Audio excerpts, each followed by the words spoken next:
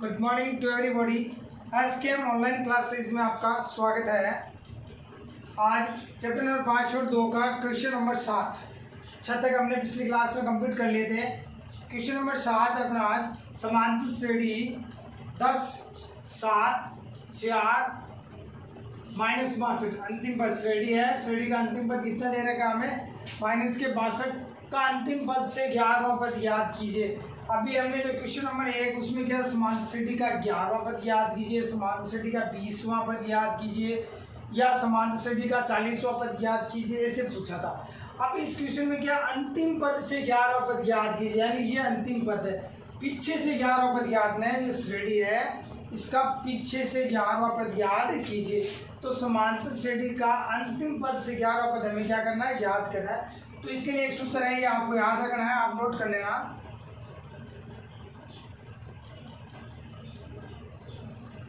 समांतर श्रेणी का अंतिम पद से nवां पद बराबर समांतर श्रेणी का अंतिम पद से nवां पद 11वां। n का मतलब यहाँ पे जो पूछा होगा वो अपना n होगा, ठीक है। अंतिम पद से 11वां पद होता है l minus n minus 1 into D.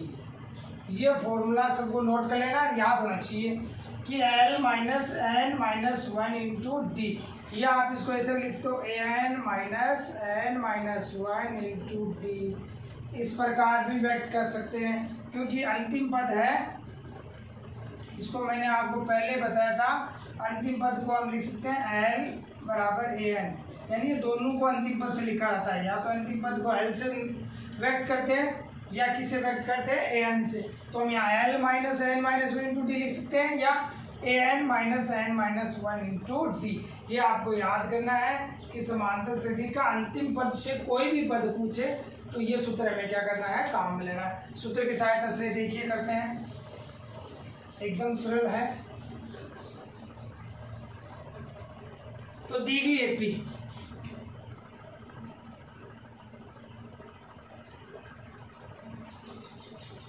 दी गई समांतर श्रेणी 10, 7, 4 माइनस 62। प्रथम पद a बराबर कितना दे रखा है? फर्स्ट टर्म कितना है? 10। प्रथम पद a कितना है? 10। सार्वंतर डी यानी 10, 7, 4 श्रेणी घट रही है तो इसका मतलब डी ऋणात्मक आएगा, माइनस में आएगा, या a2 माइनस a1। तो 7 माइनस 10, 7 में से 10 गए तो माइनस के 3, यानी चिन्ह का अगर ध्यान नहीं पड़ा तो एपी घट रही है तो ऋणात्मक आएगा डी, एपी बढ़ रही होती तो डी किस में आता? धनात्मक में आता। तो डी का मान आ गया -3। ये हमें देखो श्रेणी का कौन सा पद दिया गया? अंतिम पद। तो अंतिम पद को या तो हमें n से लिखते हैं या किससे लिखते हैं? n से। ये हमें दे रखा है माइनस का 62। an बराबर माइनस 62 लिख दो या l बराबर माइनस 62 के सूत्र में हम दोनों मान रख सकते हैं, l भी लिख सकते हैं an भी लिख सकते हैं। तो l बराबर हो गया माइनस का 62। अंतिम पद से कौन सा पद? 11वां पद। तो अंतिम पद से nवां पद, n के स्थान में कितना आ रहा है? 11। तो n बराबर हमें कितना दे रखा है? 11 दे रखा है। अब हमें अंतिम पद से कौन सा पद याद करना? 11 पद। तो लिखते हैं अतः एपी के या समांतर श्रेणी के अंतिम पद से 11वां पद बराबर l minus n minus 1 into D. अंतिम पद से nवां पद याद करने का सूत्र वापिस पुनः याद होना चाहिए, l minus n minus 1 into D. l का मतलब अंतिम पद कितना है हमारे पास में? माइनस के 62, फिर माइनस का साइन है तो माइनस का साइन n कितना दे रखा है हमारे पास में? 11 माइनस 1 इंटू डी कितना है? देखिए माइनस का 3, तो माइनस का 3। अब पहले ये माइनस 5 उधर रहेगा, इसको फॉर्मूले को सरल करेंगे फिर माइनस काम में लेंगे, याद रखना। तो माइनस के 62, ये माइनस का तो माइनस 11 में से 1 गया तो कितना बचा? 10। और 10 को किससे गुणा कराना है? -3 से। 10 को -3 से गुणा कराएंगे तो क्या आएगा? -30। तो ये हो गया -30 बराबर माइनस का 62 तो माइनस के 62 माइनस को माइनस से गुणा किया तो माइनस माइनस क्या हो गया प्लस 30, और 62 में से 30 गए तो क्या बच गए माइनस के 32, जो हमारा क्या है आंसर है। एपी का अंतिम पद से 11वां पद कौन सा है माइनस 32 है। आता है एपी के अंतिम पद से 11वां पद माइनस 32 है। ये अपना सॉल्यूशन हो गया। ठीक है, एकदम सिंपल है। जो हमें एपी दे रही है एपी लिख दीजिए, प्रथम पद, सार्वंतर, अंतिम पद और एन, सारे मान इसमें रखना है, चारों मान, एल का मान रखना है, एन का मान रखना है, डी का मान रखना है, और क्या करना है सरल करना है। अंतिम पद से जो पद पूछा गया है वो आ जाएगा तो क्या होगा। ठीक है, नेक्स्ट देखते हैं।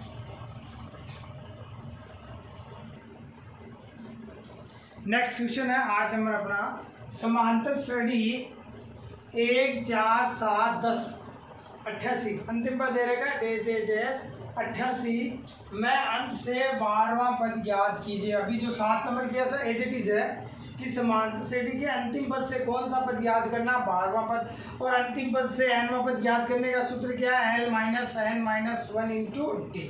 तो सूत्र से करते हैं। तो दी गई सूची या एपी,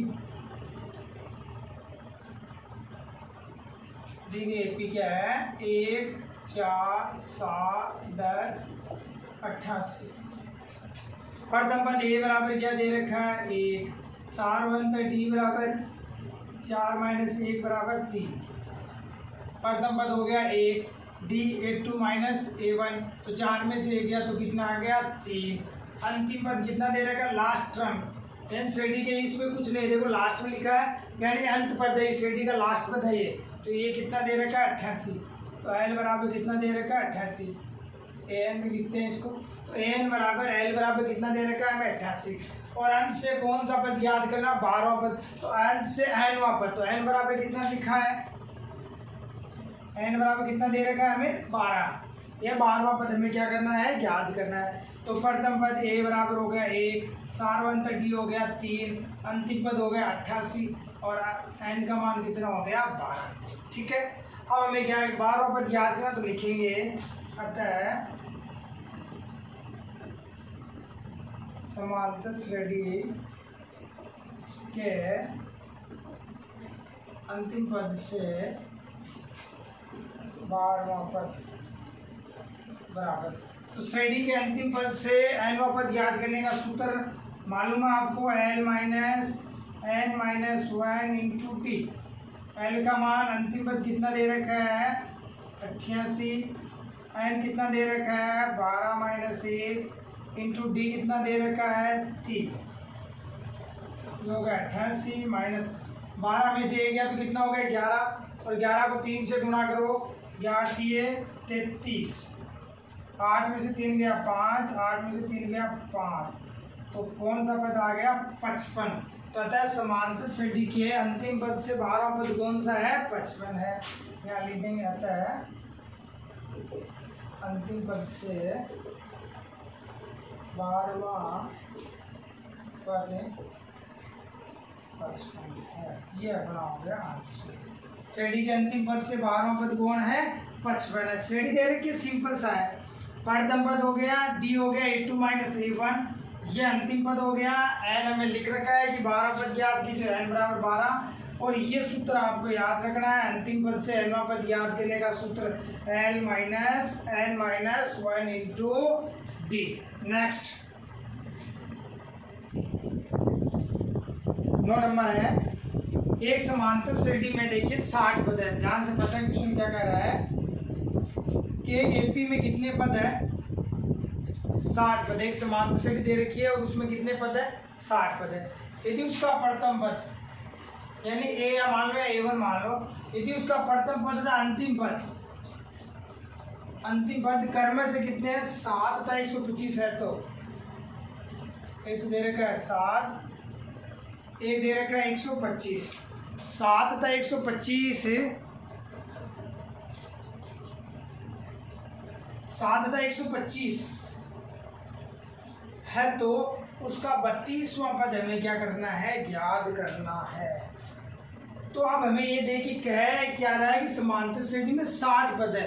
कितने पद है? 60। n का मान दे रखा है 60, तो n बराबर हमारे पास में है 60। यदि उसका प्रथम पद a बराबर a1 बराबर दे रखा है 60 और उसका अंतिम पद an दे रखा है 125 और उसका कौन सा पद याद करना है? हमें 32वां पद हमें क्या करना है? याद करना है। तो चलिए लिखते हैं। सॉल्यूशन दिया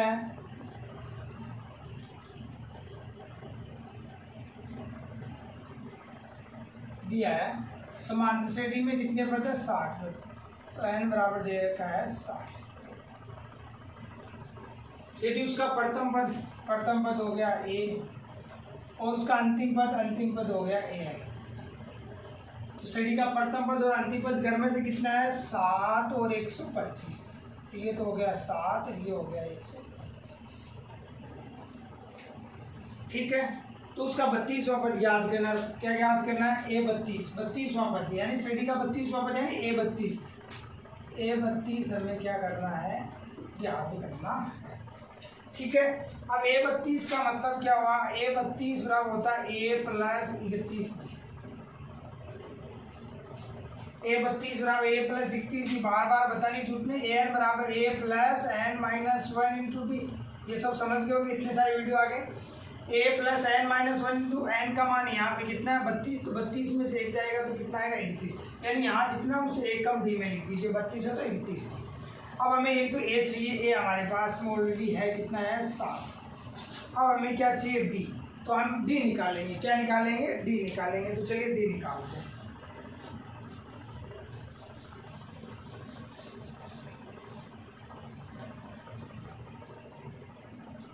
तो हमारे पास में दे रखा है an बराबर 125। an बराबर कितना दे रखा है? 125। और n का मान कितना दे रखा है? हमारे पास में 60 दे रखा है। कितना दे रखा है? 60। नाउ अब देखो, इसको an बराबर 125 की जगह आप ऐसे भी लिख सकते हो। n का मान कितना दे रखा है? 60। a60 बराबर 125 भी लिख सकते हो। अभी दोनों बताऊंगा मैं, पहले इसकी सहायता से करते हैं। तो लिखते हैं नाउ अब चूंकि an बराबर दे रखा है 125 और an का फॉर्मूला क्या होता है? a plus n minus 1 into D बराबर 125। या a प्रथम पद कितना दे रखा है? 7 प्लस n का मान कितना दे रखा है? 60 माइनस 1 इंटू डी हमें याद करना है बराबर 125। या 7 को इधर पक्षांतर कर दो। प्लस का 7 इधर आते किस में हो गया? माइनस में हो गया। 60 में से 1 गया तो कितना हो गया? 59d। 59d बराबर 125 माइनस 7। 125 में से 7 के तो शेष कितना रहा? 118। डी याद करना, तो 59 का इधर क्या लग जाएगा? भाग। या डी बराबर 118 अपॉन 59। और कितनी बार जाएगा? 2 बार। 59 से 118 कितनी बार कैंसिल हो जाएगा? 2 बार। तो डी हमारे पास में आ गया 2 बार। क्या सर? 2 आ गया। डी का मान कितना आ गया? 2। ए का मान कितना आ गया हमारे पास में? 7। ए 60 बराबर 125, क्योंकि n बराबर 60 है, क्योंकि अंतिम पद है श्रेणी में 60 ही पद लिखा है। तो ए 60 को हम डायरेक्ट ए प्लस का लिख सकते हैं 62। ए का मान 7 है, तो ये यहाँ से स्टेप बन जाएगा। यहाँ से ये भी लिख सकते हो आप, लिखो तो। अब हमारे पास में डी आ गया 2, ए आ गया 7। कौन सा पद याद करना? श्रेणी का 32वां पद। अतः श्रेणी का 32वां पद बराबर श्रेणी का 32वां पद A32 बराबर A प्लस 31। सूत्र कौन सा? an बराबर A plus n minus 1 into D. इस सूत्र की सहायता से A32 बराबर होगा A प्लस 31 डी। A का मान कितना है? 7 प्लस 31 इंटू डी का मान कितना दे रखा है? 2। 7 प्लस 31 को 2 से मल्टीप्लाई करेंगे, 31 दूनी 62। 62 में 7 काउंट कर दीजिए, जोड़िए तो कितना आता है? 69। तो श्रेणी का 32वां पद कौन सा है? 69 है। जो भी ये श्रेणी है जिसमें 60 पद है, उसका प्रथम पद 7 है, अंतिम पद 125 है, तो उसका 32वां पद कौन सा होगा? 69। तो अतः श्रेणी का 32वां पद 69 है। श्रेणी का 32वां पद क्या हो गया? 69 आ गया। नेक्स्ट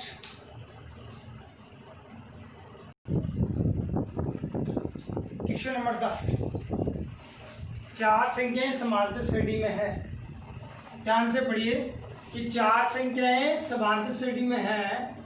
यदि संख्याओं का योग 50, संख्याओं का योग कितना दे रखा है? 50 तथा सबसे बड़ी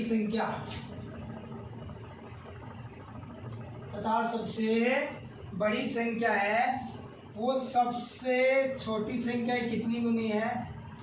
4 गुनी है। तो हमें संख्याएं क्या करनी है? ज्ञात करनी है। यानी एक समांतर श्रेणी में है, वो चार संख्या है, तो चारों किसमें है? समांतर श्रेणी में है।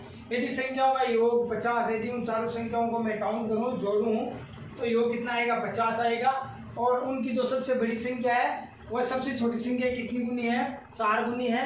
तो हमें क्या ज्ञात करनी है? संख्याएं ज्ञात करनी है। तो मान लेते हैं जैसे A1, A2, A3, A4 इस प्रकार ये चार संख्याएं समांतर श्रेणी में है। पहली संख्या A1 लिखते हैं, दूसरी को A2, A3, A4 लिखते हैं।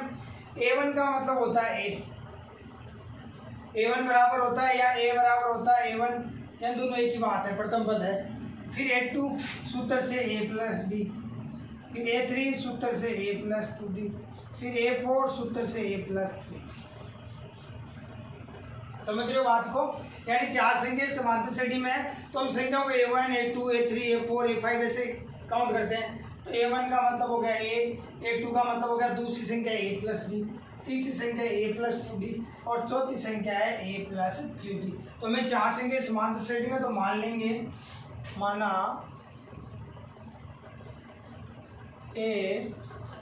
A plus D, A plus 2D, A plus 3D, माना चार संख्याएं, क्या लिखा है या लिखेंगे,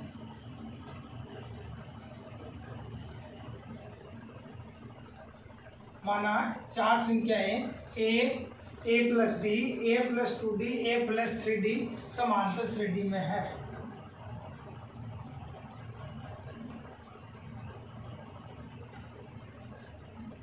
ये चारों संख्याएं किसमें दे रखी है हमें?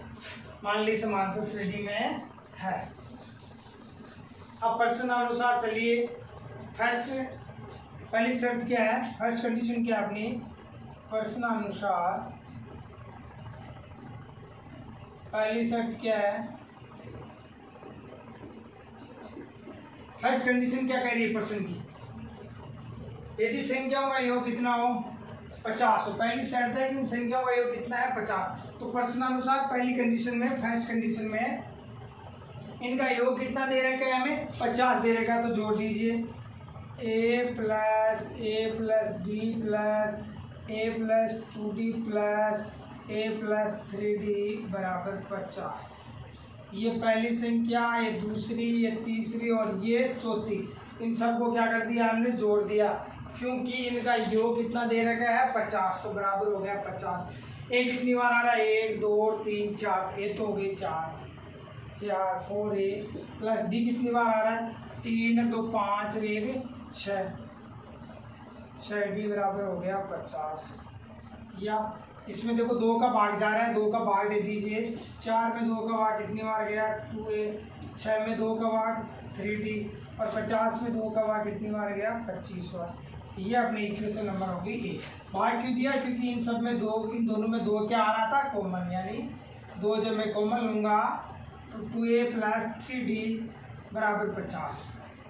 2 कॉमन आ रहा है, दोनों में 2 कॉमन ले लिया। 2 का इधर 50 में कितनी बार भाग जाएगा? 25 बार। तो 2A प्लस 3D बराबर 25।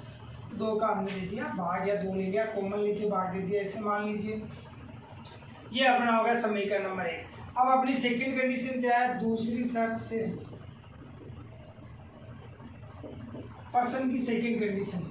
चलिए, सबसे बड़ी संख्या, तो ये होगी सबसे बड़ी संख्या A प्लस 3D। ये लिखिए सबसे बड़ी संख्या। सबसे बड़ी संख्या सबसे छोटी संख्या की 4 गुनी है। ये रही सबसे छोटी संख्या। यानी जो सबसे बड़ी संख्या है वो सबसे छोटी संख्या कितनी गुनी है, 4 गुनी है। ये पहले से 4 गुनी है तो छोटी संख्या को 4 से क्या करवा देते हैं, गुणा। तो a + 3d अब बराबर हो गया 4a। a को इधर कर दीजिए पक्षांतरण, इधर है 3d बराबर 4a - a, या 3d बराबर 3a। दोनों तरफ 3 का भाग जा रहा है, 3 से 3 क्या हो गया, कैंसिल किया। मान लेते 3 का मैं भाग दूं तो 3 का भाग देंगे तो d बराबर है a या a बराबर है। अब अपने पास में क्या आ गया है कि a किसके बराबर है, d के बराबर है। तो समीकरण 1 से नाउ इक्वेशन फर्स्ट, समीकरण 1 से, समीकरण 1 क्या था अपना, 2a + 3d बराबर कितना है, 25। 2a + 3d बराबर अपना कितना है, 25 है। ठीक है, अब यहाँ पर देखो a किसके बराबर है, d के बराबर, क्योंकि a बराबर है d, तो या तो d के स्थान में लिख दो या a के स्थान में क्या लिख दीजिए आप, d लिख दीजिए। तो यहाँ 2a + 3a बराबर हो गया 25। 2a 3a कितना हो गया, 5a। 5a बराबर हो गया 25, या a बराबर 25/5 बराबर कितना आ गया, 5। तो प्रथम पद आ गया 5। अब a बराबर कितना आ गया, 5, क्योंकि a किसके बराबर था, d, तो d के स्थान में हमने a रख दिया। तो 2a 3a कितने हो गए, बराबर में 25, ये हो गए 5 बराबर 25, a बराबर हो गया 5। आता है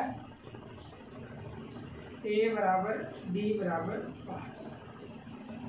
क्या इसलिए लिख दो, इसलिए कि a और d का मान कितना हो गया, 5। यानी प्रथम पद भी अपना 5 है और श्रेणी का सार्वंतर भी कितना है, 5 है। अब हमें क्या ज्ञात करनी थी, तो संख्याएं ज्ञात कीजिए, जो चारों संख्याएं थी वो ज्ञात करनी थी। तो पहली संख्या तो a थी,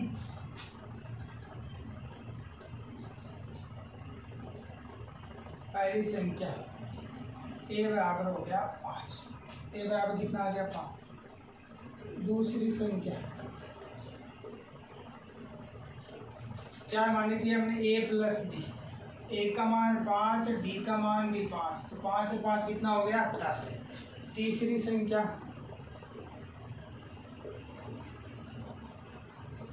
a + क्या माना था हमने, 2d। तीसरी संख्या a + 2d, तो प्रथम पद तो है 5 + 2 × 5, तो ये हो गया 5 + 5 को 2 से गुना किया तो 10, और 10 से 5 कितना हो गया, 15। चौथी संख्या